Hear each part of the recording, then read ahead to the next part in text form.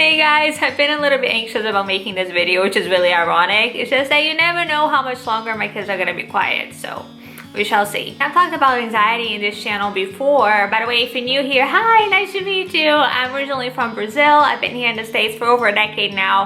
I have 3 kids and I'm now working towards my license in clinical mental health counseling. But anyway, back to talking about anxiety. It's one of those things that we all experience and we've all heard, about tips on how to deal with it, self-care, take deep breaths and all that kind of stuff. But sometimes you feel like your mind is just so full that you don't even have a chance to process any of that even if you do take some time off for self-care, your mind will just keep on racing. So thinking of that, I wanted to share with you guys 2 therapy techniques that I've used when counseling somebody or I've used for myself, and I find it really effective. The first one we're gonna try, I hope you try while you're watching this, is called externalization. So try to think of a situation that brings you a lot of anxiety, either when you're around people or when you look at your to-do list, anything that, remember that moment when that feeling flares up. Here's what I want you to do mentally. Imagine that as a person on itself, like your anxiety is now a person who's walking along with you, who shows up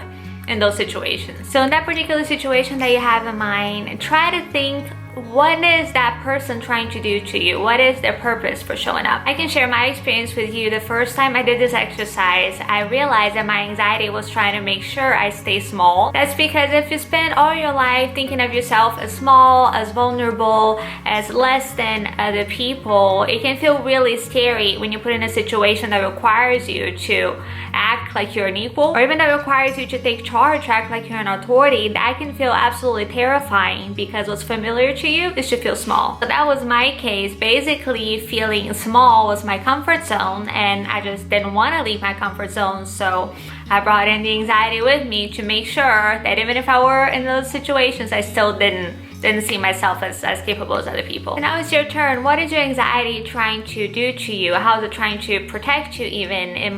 Maybe you've been in some abusive situations and it's trying to make sure that you keep a safe distance from everybody because you never know if you can get hurt. Or it's trying to make sure you don't get out there too much because then you might make a mistake and then it's gonna be really hard for you, so it's best for you to just stay anxious right here. Problem is, despite anxiety's best interests for you, it's basically trying to keep you from getting hurt in the moment, like keeping you from getting a bruised knee while suffocating you little by little. So by killing you slowly, it's trying to protect you from a temporary pain. On the subject of you just being free to simply be you, let me tell you another hack that kind of builds up on this first hack. Just like you did with anxiety, try to think of your other negative emotions, other, things that you struggle with. Maybe the side of you that's really angry because it doesn't want to let you be sad or doesn't want to feel helpless, so just wants to stay angry at something.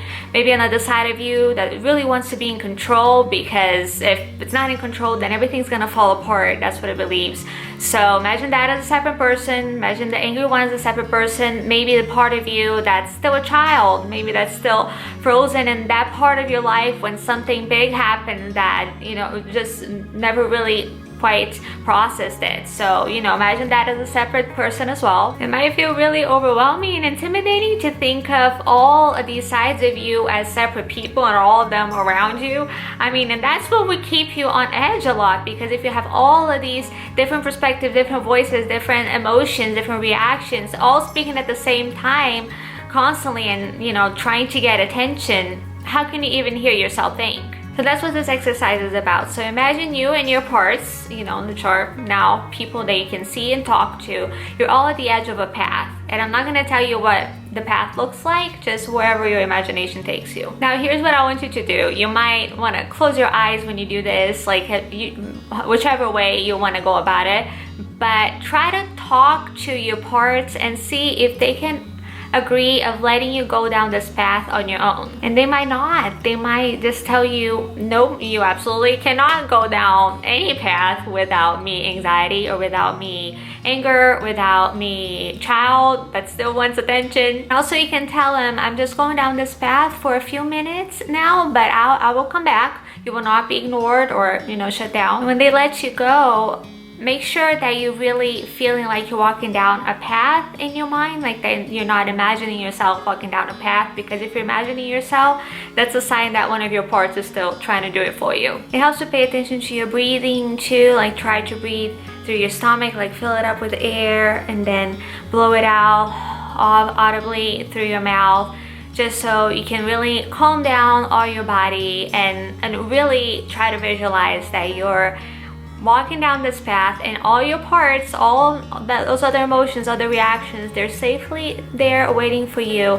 But for now, you're just walking down a path by yourself, just for a moment. I will look for really relaxing background music to put in this video to maybe help you do this if you want to do this right now. But you really can do this anytime that you have a couple minutes before you're gonna go into a situation that you know can bring you anxiety, like you're in your car, you just stop, close your eyes, take a few deep breaths, and just allow yourself to just be you for a minute, and just leave all your other parts behind and just go down a path in your mind as just yourself. And that can really be invigorating, and that can help you even see your parts with more perspective. This might seem like a really small, too simple thing, but it's the little things, just allowing yourself to be still for a minute, if this is really all you have, can make such a difference, because it's that constant activity in our minds that can really wear us out. Just give it a try. No, just try to do it in your mind, and then let me know in the comments if it helped you feel any better. Also, tell me what other mental health type videos or any type of videos that you'd like me to do. I'd love to know. If this video helped you or entertained you in any way, please give it a thumbs up. That helps me out a lot. Click on the subscribe button if you haven't already, and the little bell button too, so you'll be notified when I make a new video. And I'll see you again on the next one. Bye bye.